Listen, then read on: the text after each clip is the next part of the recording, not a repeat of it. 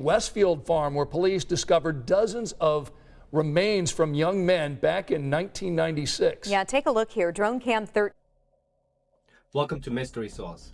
In today's video, we uncover the chilling tale of Herbert Baumeister, a seemingly ordinary family man whose secret life led to the discovery of a horrifying boneyard at his Indiana home, unearthing a series of missing young men's cases in the relentless pursuit by a determined private investigator to expose a monstrous serial killer lurking within a conservative Midwestern community.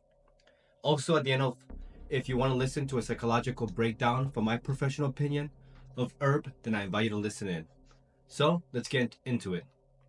Now, in the early 90s, the Indianapolis Star ran an article about the alarming number of young men that were going missing from the streets of Indianapolis, Indiana. The article attracted scant attention from the public and officialdom. All of the young men were gay. After all, in a conservative Midwestern town, their departure was hardly lamented, except by their family and friends. And anyway, they probably upped sticks and headed out to San Francisco or New York, cities that were more accepting of their lifestyle. Not everyone was convinced by this theory, though, and one of the early dissenters was a private investigator by the name of Virgil Vandagriff. Now, in June of '94, Vandagriff, a former Marion County sheriff, had been hired to find a missing 28-year-old named Alan Broussard.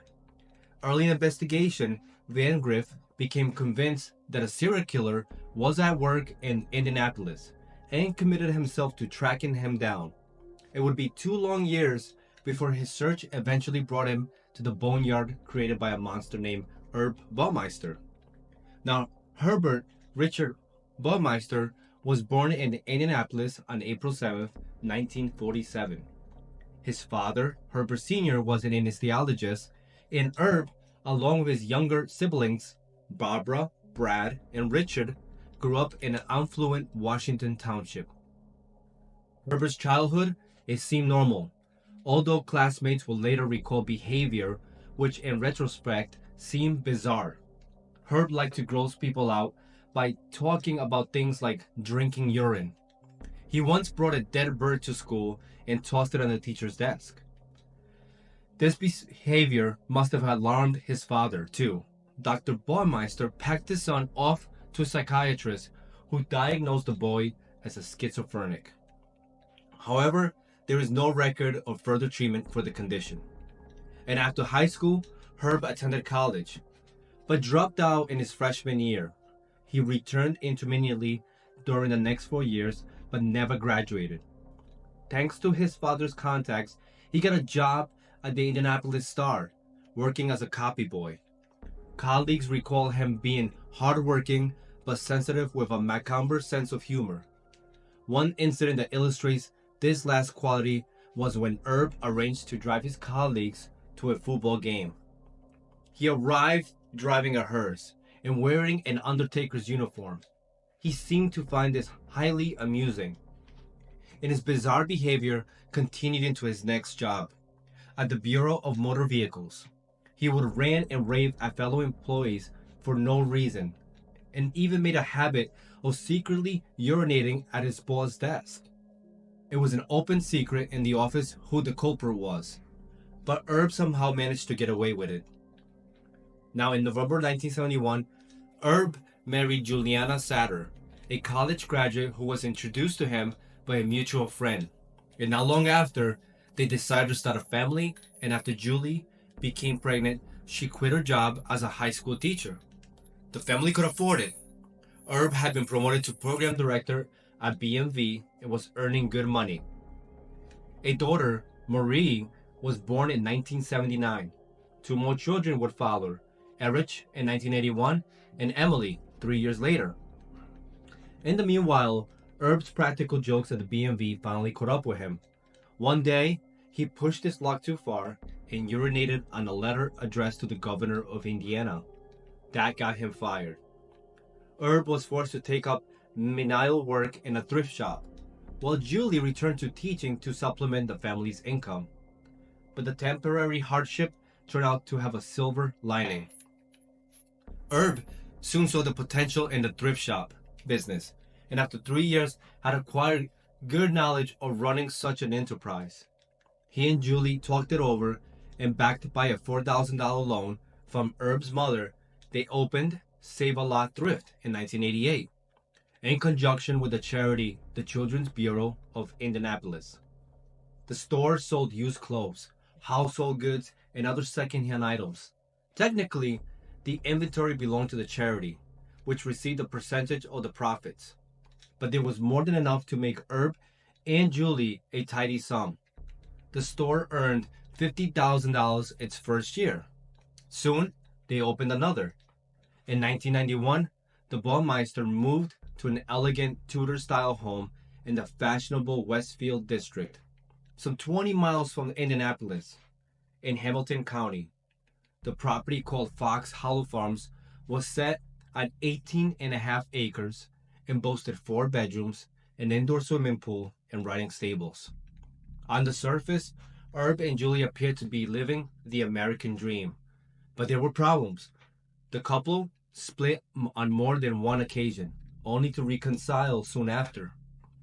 Julie took to spending weekends with Herb's mother at Lake Wasabi, taking the children with her, leaving Herb to his own devices. Their luxury home became cluttered and unkept, the grounds overgrown. Julie will later claim that in 25 years of marriage, she and Herb had sex only 6 times, and that she never once saw him naked. Other women may have left, but Julie was a stayer. Whatever problems existed between the two of them, she trusted her husband. Now, there was an incident in 1994. Aptly illustrates this. The couple's son, Erich, had been playing in the wooded backyard when he found, half-buried, a complete human skeleton. He showed the gruesome find to his mother, and she anxiously awaited Herb's return to question him about it. Herb said he'd taken it from his father's surgery to play a prank on someone and had it buried when he was done. Julie believed him. Now, in 1994 was also the year that Alan Broussard, mother, approached Virgil Vandagriff to find her missing son. A missing persons case of bread and butter to a PIs, and Vandagriff wasn't unduly alarmed by what his initial inquiries revealed. Broussard, he learned, was gay, a heavy drinker who often frequented a bar called Brothers. In fact, he had last been seen leaving that establishment. But as the detective delved deeper, he became convinced that there was something sinister about Broussard's disappearance. He learned that an Indianapolis PD detective named Mary Wilson was also working on the disappearance of other gay men from the area. So he also came across an article in a gay lifestyle publication called Indiana Word about a man named Jeff Jones who had disappeared in 1993, a year earlier. Now, of these revelations set the alarm bell ringing, the one that convinced him that a serial killer was at work was the disappearance of yet another young man in July of 1994. Now, Roger Goodlett had gone missing after visiting our place, a gay bar on 60th Street. At 34 years old, Goodlett was of similar age to Alan Broussard and was also a heavy drinker. And like Broussard, he seemed to have vanished into thin air. Vandagriff began work in the gay bars across town, speaking to owners and patrons. But in the main coming up blank, he spoke to police and found them less enthusiastic about his serial killer theory. He put up missing persons posters and heard nothing. Then in August, he got what seemed like a break. A man named Tony Harris approached him with a very interesting story. He believed he'd seen and talked with the killer. Harris explained that he'd been at a bar called the 501 Club when he noticed a tall, lanky man staring intently at the Roger Goodlett missing persons poster behind the bar. Now, he walked over and introduced himself to the man, who said his name was Brian Smart. Now, Harris commented about the man looking at Roger's poster and asked if he'd known him. Smart evaded the questions, smiling, and then inviting Harris out for the night. He said he was a landscape gardener from Ohio and was working at a mansion, preparing it for the new owners to move in. He asked if Harris wanted to come back to the house for a cocktail and swim. Harris was afraid, but also desperate to find out if Smart knew anything about his friend's disappearance, so he agreed to accompany him. Now outside, they got into a gray Buick with Ohio plates. They headed north on US I-31, leaving the city behind, driving towards what Harris described as rich people territory. Finally, they pulled off the highway and made their way through an area of expensive homes. Smart turned into a drive, and Harris saw a sign with the words farms, but couldn't make out anything more. Smart eventually brought the Buick to a halt outside a large Tudor mansion. They entered the dark house through a side entrance and passed through a garage where Harris spotted several cars.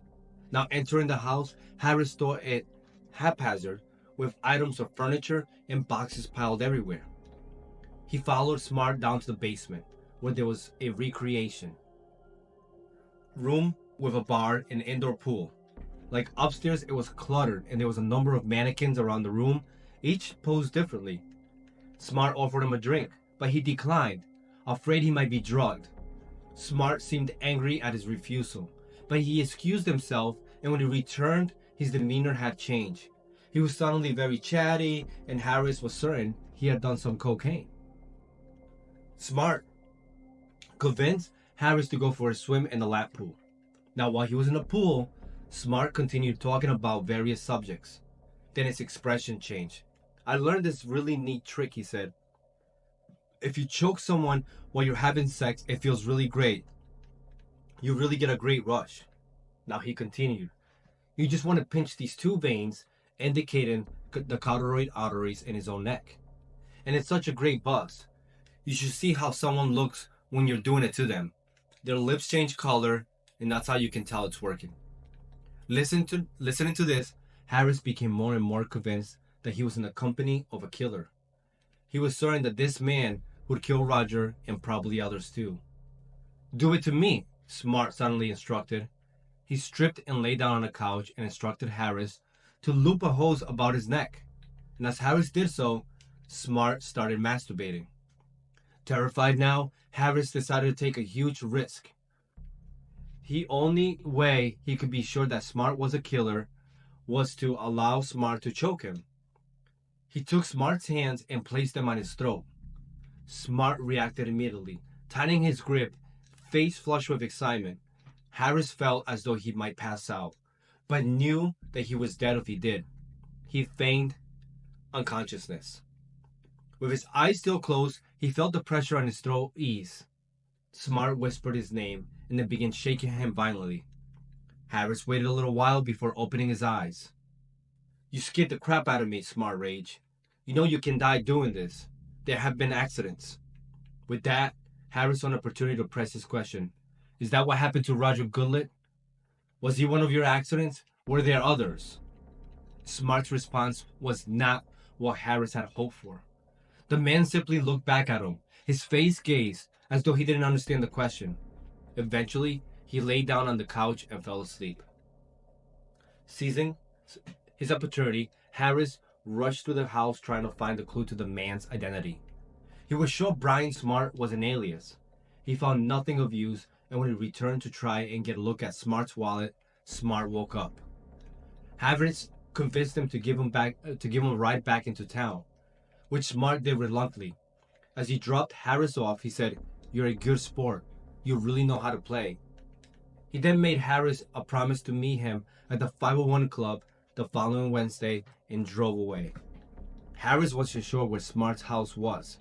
It was sure he couldn't find his way back there, so Vandagriff decided that the best bet was to stake out the 501 Club on Wednesday and hope that Smart showed. Smart didn't. Vandagriff had already been rebuffed once in his bid to alert Indianapolis PD to the presence of a serial killer. He decided to try once more, taking his information directly to Mary Wilson, the detective working the missing persons case. Mary listened eagerly to Tony Harris' story and decided that Vandagriff might be onto something. She arranged to drive Tony Harris through the northern suburbs to see if he could remember the location of the house. And when that didn't work, she dispatched detectives to the city gay bars to see if anyone might recognize the description of Brian Smart. Again, this turned up nothing. Vandagriff's next move was to send one of his investigators, Bill Hisley, to cruise the northern suburbs and see if he could find the house Harris had described. Now, Hisley was a former state trooper with a good knowledge of the area. He soon came upon a house with a sign designated Fox Hollow Farms. The house matched the description Harris had given, but when he was shown an aerial photograph, he failed to recognize it, saying the driveway was too short. While all this was going on, Herb Baumeister's life was slowly beginning to unravel. By the end of 1994, his two Save-A-Lot stores, which had once been so well run, were in trouble. Now, according to one employee, they resembled garbage dumps, filthy, disorganized, and with substandard merchandise.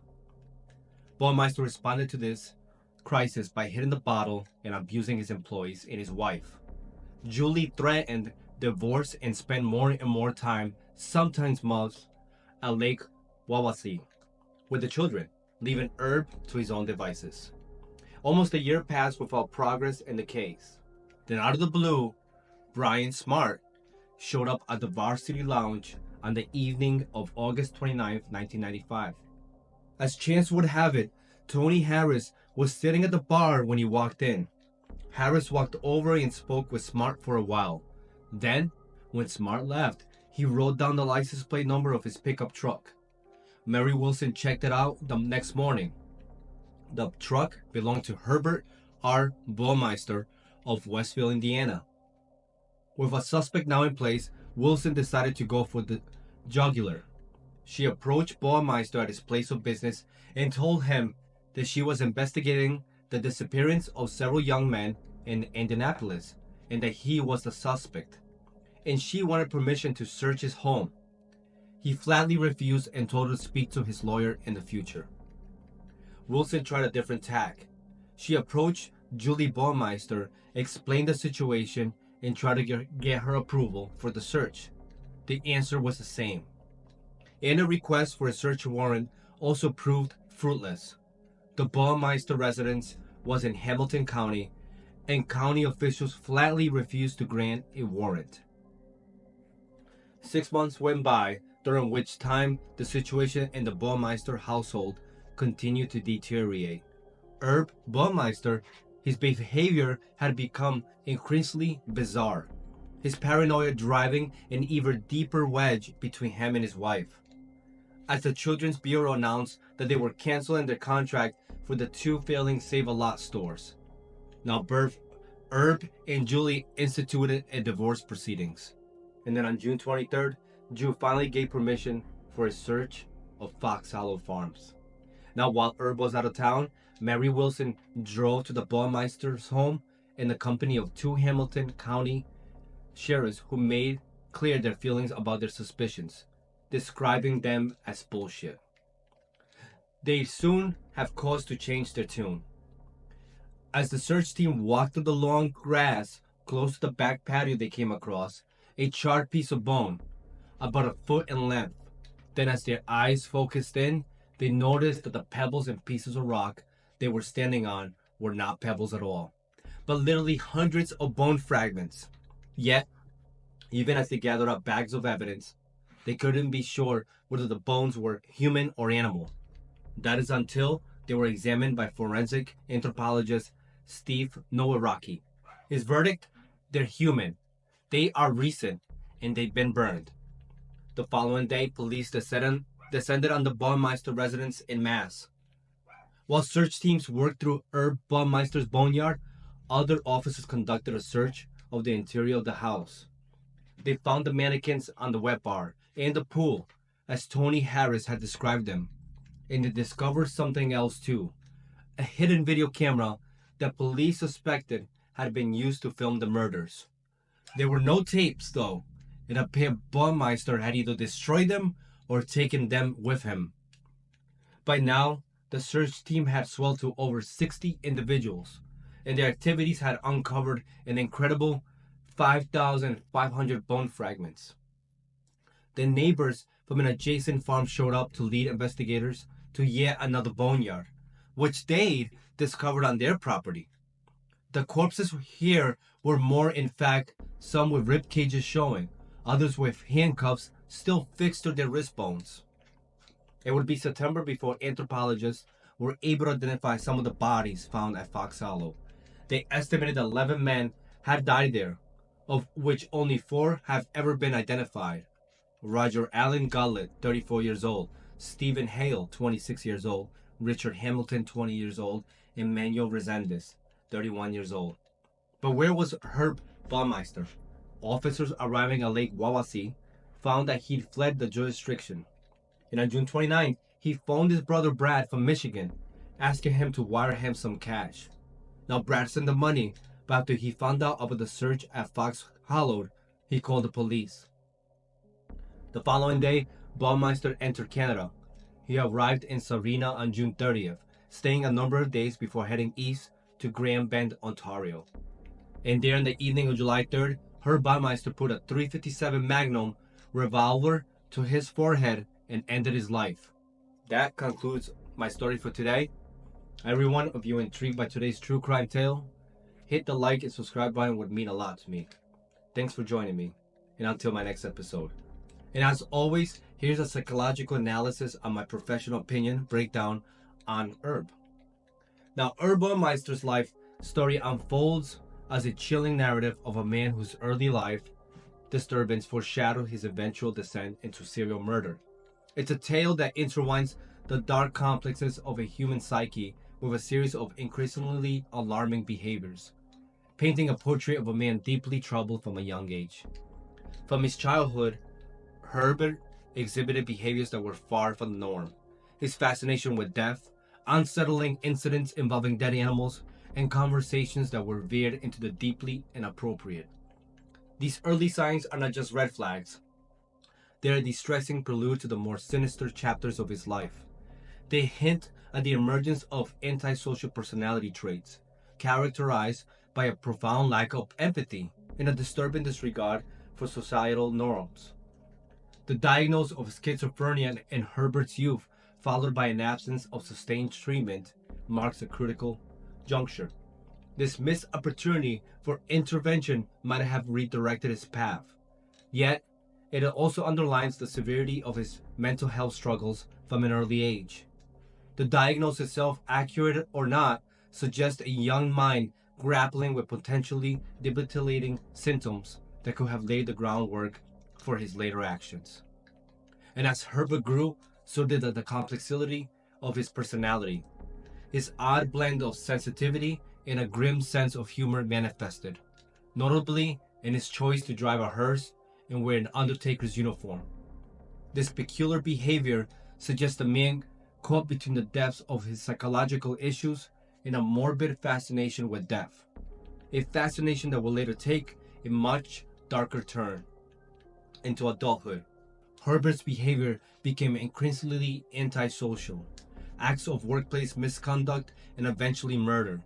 It reveals a man who had stepped far beyond the bounds of societal acceptance, embodying the very essence of antisocial personality disorder. Yet, despite these glaring issues, he managed to maintain a facade of normalcy, living a dual life that concealed his true nature. This ability to compartmentalize his existing points to a sophisticated level of manipulation and deceit, along with a chilling absence of remorse. The contradiction in Herbert's life extend to his sexuality and marital relations, revealing a man tormented by his own identity. His violent actions against gay men, whom he secretly identified with, suggest a deep-seated conflict and self-hatred, a conflict that played out in the most tragic and violent of ways. And Herbert's final act, his suicide, it can be seen as a last attempt to exert control over his narrative, escaping the consequences of his actions and leaving many questions unanswered. His life story, marked by severe psychological issues, unresolved inner conflict, and a disregard for human life, offers a stark reminder of the complexes of the human mind and the devastating impact of untreated mental illness combined with profound personal turmoil. I hope this narrative, while rooted in the specific case of Herbert Baumeister, it also invites a broader reflection on the nature of evil in the depths of human psychology. So, that'll complete today's story. I hope you enjoyed it. Please hit the like and subscribe button. It just helps the algorithm and helps the channel grow. Thank you, and keep it saucy.